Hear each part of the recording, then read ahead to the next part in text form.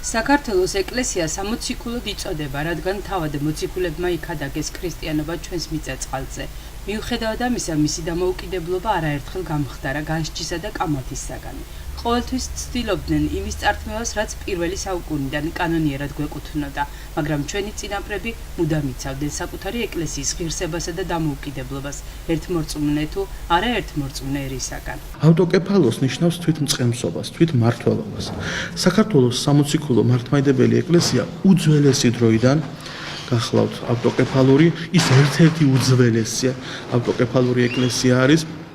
მოგეხსენებათ, საქართველოში ნაკადაგები აქვს მოციქულებს პირველივე საუკუნეში. სულ მცირე დადასტურებულად 3 მოციქულია საქართველოში დამყოფი, ასევე საუბარია 5 და ზოგიერთ შემთხვევაში 6 მოციქულს. შემდეგ მოგეხსენებათ ასევე ქართლში ქრისტიანობა იქადაგა მე-4 საუკუნეში წმინდა მოციქულთა სწორმა ნინომ და უკვე ჯერ კიდევ მოციქულთა პერიოდიდან, ხოლო შემდეგ უკვე წმინდა ნინოდან აღმოსავლეთში სათავეს იღებს საქართველოს სამოციქულო მართლმადიდებელი ეკლესია. ძველი მასალები, როგორც საარქივო, ასევე პერიოდიკა გვაძლევს ცნობებს იმის შესახებ, თუ როგორ იბრძოდნენ ავტოკეფალიისათვის ჩვენი სასულიერო და საერო პირები. ეს გახლავთ მაგალითად 1906 წლის გაზეთი ივერია, სადაც არის მოცემული წერილი საქართველოს ეკლესიის ავტოკეფალია, სადაც შინაარსობრივად მოცემული არის, რომ ვერ ეგუებოდა ეკლესია და სამღვდელოება, ციტატაც რომ ნახოთ, სამღვდელოება ამერ-იმერცა თხოვლობს საქართველოს ეკლესიის ავტოკეფალიის აღდგენას. და მრავალი წერილი გახლავთ ასევე სხვადასხვა პერიოდულ გამოცემებში, ასევე მნიშვნელოვანი წერილები არის თვითმმართველობა, რომელიც აღდგენის შემდეგ იქნა დადგენილი ჩვენს ეკლესიაში საპატრიარქოს არქივში, ასევე არის სხვადასხვა არქივებში და ასევე მნიშვნელოვანი არის, რომ არის შემორჩენილი სწორედ ეს მასალა პერიოდიკაში, იმდროინდელ პერიოდიკაში, მათ შორის საინტერესო მასალები არის გაზეთ საქართველოში. თავარი მნიშვნელობა ამ დღისა ყველა ქართველმა უნდა გავისიგრძეგანოთ და ასევე თქვა, არასოდეს არ უნდა დაგვავიწყეს ეს დიდი ღვაწლი ჩვენი ღირსეული წინაპრებისა, რომლებიც შეეწირნენ ამ დღეს. ზოგი ფარულად მოკლეს, ზოგი ღიად გაანადგურეს და ზოგადად მინდა ვთქვა, რომ თითოეულ ქართველს ეს დღე არასოდეს არ უნდა დაავიწყდეს. ეს არის განსაკუთრებით მნიშვნელოვანი, რადგანაც გარკვეული დროის პერიპეტიები აუბრალოებს კონკრეტულ დღეს და კონკრეტული დღის მნიშვნელობას. ეს გაუბრალოება არასოდეს არ უნდა მოხდეს. ამისთვის მნიშვნელოვანია, რომ განსაკუთრებით ხაზი გაესვა საქართველოს ისტორიის, ეკლესიის ისტორიის სწავლებას. მომავალმა თაობამ უნდა იცოდეს ამ დღის მნიშვნელობა, რომ ეჭვი არ შეეპაროს, კითხვის ნიშნები არ დასვას, თუნდაც ის, რომ რატომ არის ჩვენი ქვეყანა ავტოკეფალური, ან ჩვენი ეკლესია რატომ არის ავტოკეფალური და რა მნიშვნელობა ჰქონდა ხაზგასმით ამ დღეს. ნიკეის პირველი მსოფლიო კრების ოქმში 325 წელს მოხსენიებულია ბიჭვინთის ეპისკოპოსი, რაც ადასტურებს საქართველოში ქრისტიანული თემის არსებობას თავისი საეკლესიო იერარქიითა და სტრუქტურით. ღვთისმშობლის წილხვედრ ქვეყანაში აღმართა ვაზის ჯვარი წმინდა ნინომ. წმინდა ვახტანგ გორგასლის დროიდან ქართლის ეკლესიას გააჩნდა საკუთარი საეკლესიო კრება, რომელიც უფლებამოსილი იყო თავად განეგო საკუთარი საშინაო საქმეები. მე-5 საუკუნეში, როდესაც ქართლში მეფობდა ვახტანგ გორგასალი, უკვე ამ დროიდან იღებს სათავეს საქართველოს ეკლესიის, ქართლის ეკლესიის ავტოკეფალურობა. თუმცა აღსანიშნავია, რომ მე-5 საუკუნეში მიღებული ავტოკეფალია არ გახდათ იმგვარად სრულყოფილი, როგორც გვაქვს დღეს. საკუთრივ ამ პერიოდისათვის საქართველოს ეკლესია ექვემდებარებოდა ანტიოქიის საპატრიარქოს და სწორედ ანტიოქიის საპატრიარქო გახლავთ საქართველოს ეკლესიისთვის დედა ეკლესია მიმღები ავტოკეფალიისა. მე-5 საუკუნეში მოპოვებული ავტოკეფალია არ გახდათ სრულყოფილი შემთხვევის გამო, რომ მაშინ საქართველოს ეკლესიამ ცნობების მიხედვით ვერ მოიპოვა მირონის მოხარშვის უფლება, რომელიც არის სრული ავტოკეფალიის დამადასტურებელი უტყუარი ნიშანი. მირონის მოხარშვის უფლება უფრო გვიან მე-9 საუკუნეებში შემოდის საქართველოს ეკლესიის უფლებამოსილებაში. ქართულმა ეკლესიამ ავტოკეფალია ანტიოქიის ეკლესიისაგან 457 წელს მიიღო. რუსეთის იმპერიამ კი საქართველოს მართლმადიდებელი ეკლესიის ავტოკეფალია 1811 წელს გააუქმა. საქართველოს ეკლესიის ავტოკეფალიასა და მოციქულებრივ ღირსებას სხვადასხვა დროს იცავდნენ ღვთივგანბრძნობილი ქართველი მამები. აღსანიშნავია მოქმედებდა ორი საკათალიკოსო ტახტი. ეს იყო აღმოსავლეთ საქართველოს მცხეთის და დასავლეთ საქართველოს ბიჭვინთა გელათის საკათალიკოსო ტახტები. ორივე მათგანს გააჩნდა სრული ავტოკეფალურობა, ორივე ყავდა კათალიკოსები და ორივე მათგანი აღასრულებდა მირონის მოხარშვის უფლებას. მოგეხსენებათ 1801 წლიდან თუ რა ავბედითი მოვლენები განვითარდა ჩვენი სამშობლოს ისტორიაში. 1801 წელს რუსეთის იმპერიამ გააუქმა ქართლ-კახეთის სამეფო, ხოლო მოგვიანებით 9 წელიწადში უკვე 1810 წელს გაუქმდა იმერეთის სამეფო. უკვე რუსეთის ეკლესიის დღესდღეობით დადგა საქართველოს ეკლესიის ავტოკეფალურობის გაუქმება, რომელიც მათ სამწუხარო წარმატებით აღასრულეს და 1811 წელს რუსეთის იმპერიის ყოვლად უკანონო ანტიკანონიკური გადაწყვეტილებით ხელყოფილი იქნა საქართველოს ეკლესიის ავტოკეფალია აღმოსავლეთ საქართველოს, ანუ მცხეთის საპატრიარქო ტახტზე.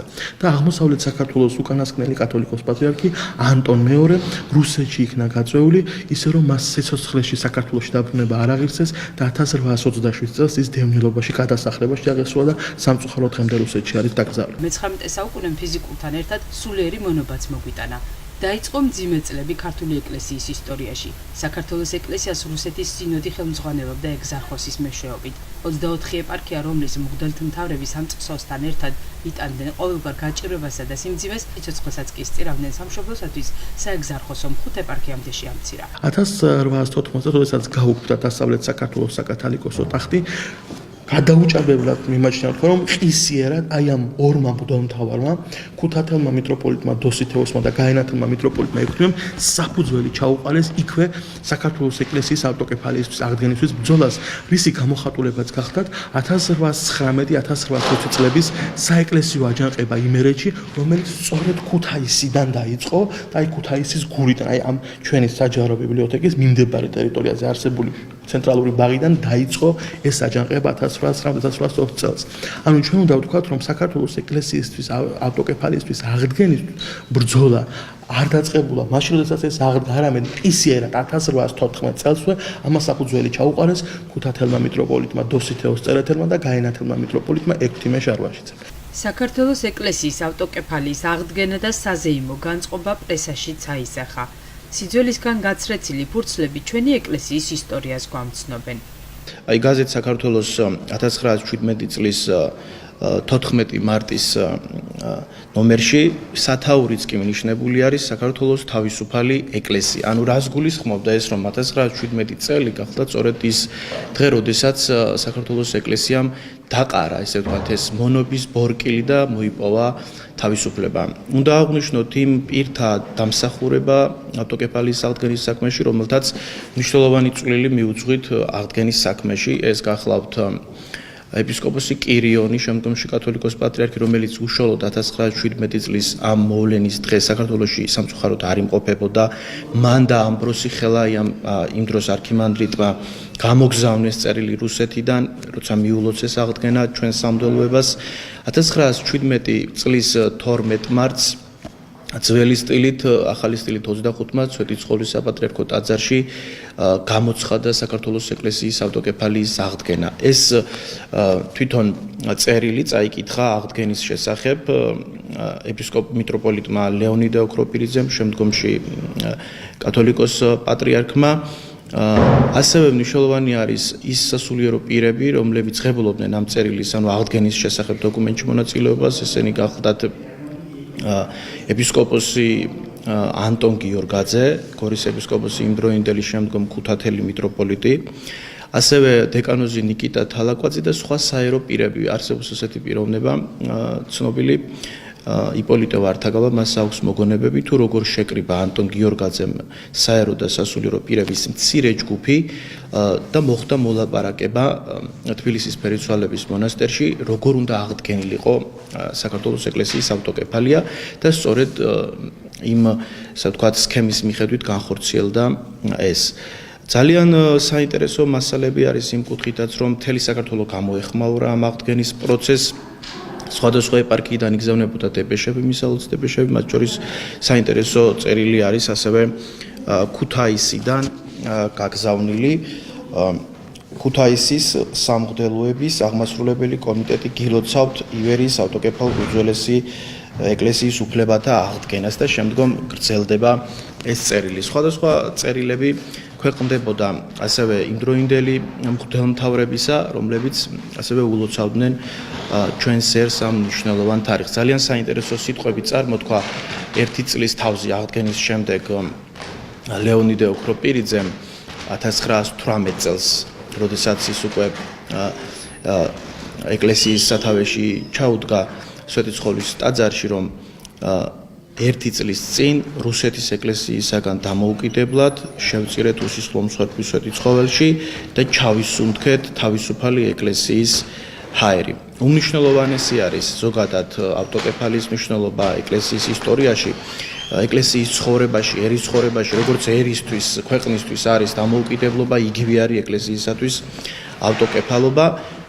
საუკუნეთა მანძილზე სხვადასხვა დროს რა თქმა უნდა იდგა ეს საკითხი კითხვის ნიშნის ქვეშ სხვადასხვა ეკლესიების მხრიდან, მაგრამ დღეს უკვე საქართველოს ეკლესია იმ ავტოკეფალურ ეკლესიათა შორის თავის ღირსეულ ადგილს იკავებს.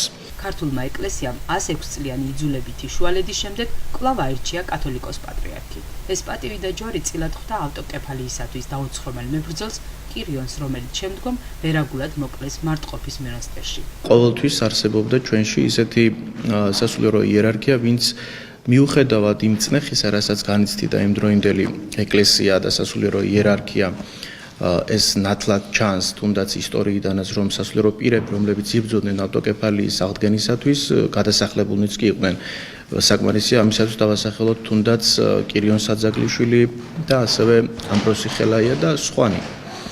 მაგრამ 1917 წელი უკვე როდესაც აღდგა საქართველოს ეკლესიის ავტოკეფალია, აი 25 მარტი ახალი სტილით, ძველი სტილით 12 მარტი სწორედ ამ მოვლენას უკავშირდება 1917 წლის მოვლენას, როცა აღადგინა საქართველოს ეკლესია მისი დამოუკიდებლობა. ქართულმა ეკლესიამ ავტოკეფალია 1917 წლის 25 მარტს აღადგინა.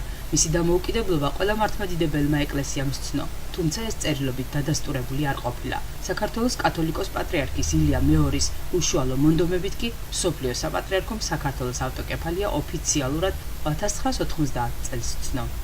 13 წელი მოანდომა მისმა უწმინდესობამ და უნეტარესობამ საქართველოს ეკლესიის წმინდა სინოდის წევრებთან ერთად ამბრძოლას და 1990 წლის 7 იანვარს ქრისტეშობის დღესასწაულზე თბილისში კოსტანტინოპოლის საპატრიარქოს სტუმრად ყოფმა ერთ-ერთმა მიტროპოლიტმა საქართველოს ეკლესიას განუცხადა, რომ კოსტანტინოპოლის მსოფლიო საპატრიარქო თანახმა აღიაროს საქართველოს ეკლესიის ავტოკეფალია. შემდეგ აქ იყო დავა ერთფრიად მნიშვნელოვანი საკითხი, ეს არის მირონის მოხარშვის საკითხი. როგორც ვთქვით, მირონის მოხარშვის საკითხი არის ავტოკეფალიის დადასტურების სრული ნიშანი, რასაც კოსტანტინოპოლის საპატრიარქო თავის მხრივ ართმობდა და სთავაზობდა ქართულ მხარეს, რომ საქართველოს ეკლესიას მირონი წამოიღო კოსტანტინოპოლიდან, რაც ერთგვარ სუბორდინაციას წარმოადგენდა საქართველოს ეკლესიისა მსოფლიო საპატრიარქოსთან. სწორედ ეს საკვანძო უმნიშვნელოვანესი საკითხი თავისი პრინციპულობით არ დათმო მისმა უწმინდესობამ და უნეტარესობამ 1990 წლის 4 მარტს კოსტანტინოპოლის მსოფლიო საპატრიარქომ, მსოფლიო პატრიარქ დიმიტრიოს პირველისა და წმინდა სინოდის იმჟამინდელ წევრთა სახით საქართველოს ეკლესიის მამამთავარს და მღვდელმთავრებს, რომელთა შორის იყვნენ საქართველოს საპატრიარქოს იმჟამინდელი საგარეო განყოფილების თავმჯდომარე ცხუმაფხაზეთის მიტროპოლიტი დავით ჭკადუა და ქუთათელ-გაენათელი მთავარეპისკოპოსი ამჟამად მიტროპოლიტი კალისტრატე მარგალიტაშვილი. და ამ სწორედ ამ წარმომადგენლობით დელეგაციას კოსტანტინოპოლის საპატრიარქომ გადასცა 2 ტომოსი, ანუ 2 სიგელი, ერთით რომლითაც აღიარა საქართველოს ეკლესიის ისტორიული ავტოკეფალია, ხოლო მეორეთი რომლითაც აღიარა საქართველოს ეკლესიის მამამთავრის საპატრიარქო პატივი და ღირსება. ანუ საქართველოს ეკლესიის მამამთავარს გააჩნია კათოლიკოს პატრიარქის პატივი.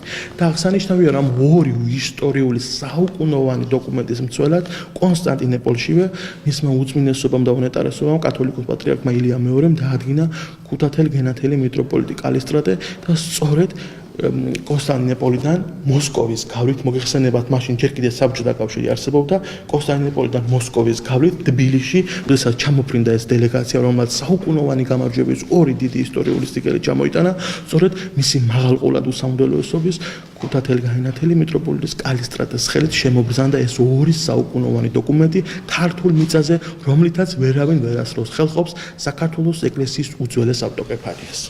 ეკლესიის დამოუკიდებლობის მნიშვნელობასა და საეკლესიო სწავლების აუცილებლობაზე საზოგადოების მეტი ინფორმირებულობის შესახებ საუბრობენ მოქალაქეები. ჩვენ თვითონ უნდა დავიცვათ ჩვენი ქვეყნის დამოუკიდებლობა, ერთიანობა, როგორც ასე ეკლესიის, ასევე ქვეყნის დამოუკიდებლობა. ადამიანს რაც უფრო ნაკლები აქვს ინფორმაცია, მით უფრო ნაკლებად ინტერესდება კონკრეტული თემით. რაც უფრო თემა არის პოპულარული, ანუ პოპულარიზდება კონკრეტული თემა, რა თქმა უნდა ადამიანს განსაკუთრებით ახალგაზრდა თაობა, რადგანაც არის სწრაფი ინფორმაციული გველი მთელს ქვეყანაში, არა მარტო ქვეყანაში, სოფლიოში შექმნილი და ნამდვილად მნიშვნელოვანია ინფორმაციულობა, მეტი ინფორმატიულობა საზოგადოების. ამას აქვს დიდი მნიშვნელობა როგორც საერო მხრიდან, ასევე სასულიერო მხრიდან. მე მიმაჩნია ნამდვილად რომ რელიგიის ისტორიის საათები აუცილებლად უნდა იყოს სკოლაში. თუ დაწყებითი კლასში არა, დამამთავრებელ კლასში მაინც არ არის აუცილებელი დავუშვათ გინდათ რომ დაწყებითი კლასიდან იყოს ეს. დამამთავრებელ კლასში თუნდაც საქართველოს ისტორიასთან ერთად პარალელურ რეჟიმში. საინფორმაციო გადაცემებზედაც მინდა გითხრათ რომ ამ მიმართულებით სასურველია ბევრი საინფორმაციო გადაცემაც იყოს, არა მარტო სასწავლო მიმართულებით. საქართველოს სამოციქულო ეკლესიის დამოუკიდებლობის საბოლოო აღიარების სიგელთა ასლები ბაგრატის ტაძარშია დაბრძანებული.